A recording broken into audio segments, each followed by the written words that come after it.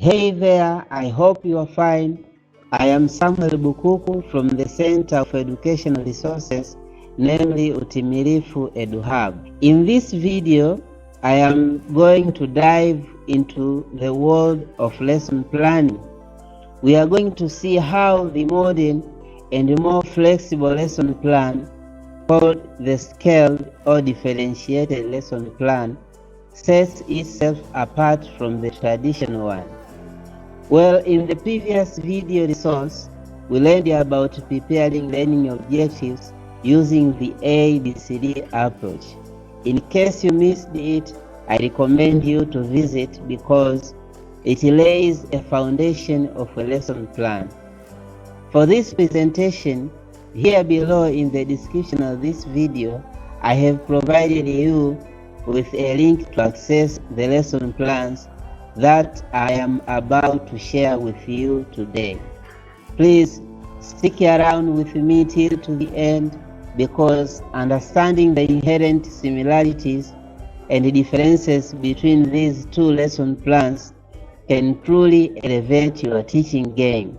So without further ado, let's get started. First up, let's review the similarities between the two lesson plans. Beforehand, mind that whether the lesson plan is traditional or differentiated, the end target of either one is effective achievement of learning to a student. Moreover, they are all centered on the essential foundations of instruction, which include objective, explicitly referred to as the intended learning outcomes, shortened ILOs, the content, which is the subject matter, methods of instruction, meaning strategies of facilitating students to learn, the experiences, which imply activities by which both teachers and the learner interact with the materials to process the subject matter, and the assessment, by which the teacher evaluates the achievement of students' learning. Well, as we head on, think of these two kinds of lesson plans like recipes. Both they aim for a delicious learning outcome, but the ingredients and cooking techniques do differ. Let's observe the inherent differences that set the two lesson plans apart. In the traditional approach, there is more sense of uniformity to the whole class in targeting the learning outcome.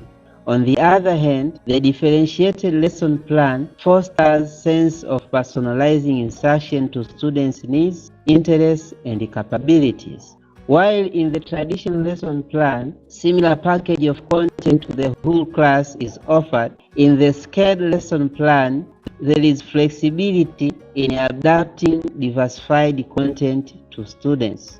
In the methods of instruction, while the traditional lesson plan is more of the form one-size-fits-all strategy to the whole class, but the differentiated lesson plan builds multiple instructional methods to cater learning diversity of students. While in the traditional lesson plan, the activities are generally consistent and repetitive, in a differentiated lesson plan, the activities are more diversified to foster more engagement of learners. And when it comes to assessment, the traditional lesson plan may rely on standardized tests. However, assessment in a differentiated lesson plan are tailored on dynamic approach that reflects each student's unique journey of learning.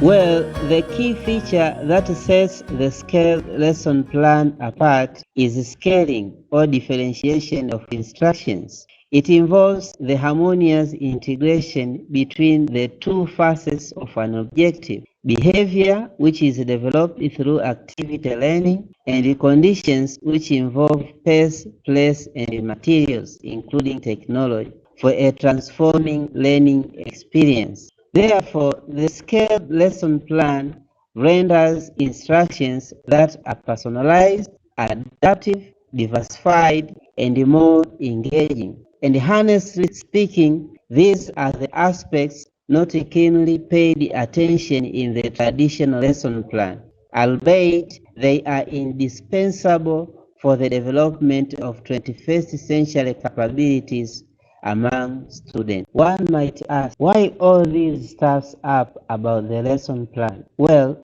the target here is embracing transformation in your mindsets and the characters of teaching professionalism. Pertaining to this, I remember around the year 2020, I was introduced and mentored about the scaled lesson plan for the first time in a workshop organized by government officers. Despite its significance, when we introduced it back to cohort teachers at school, unfortunately, none of them accepted it. They all repelled it exclusively and still clung to the traditional lesson plan till to date.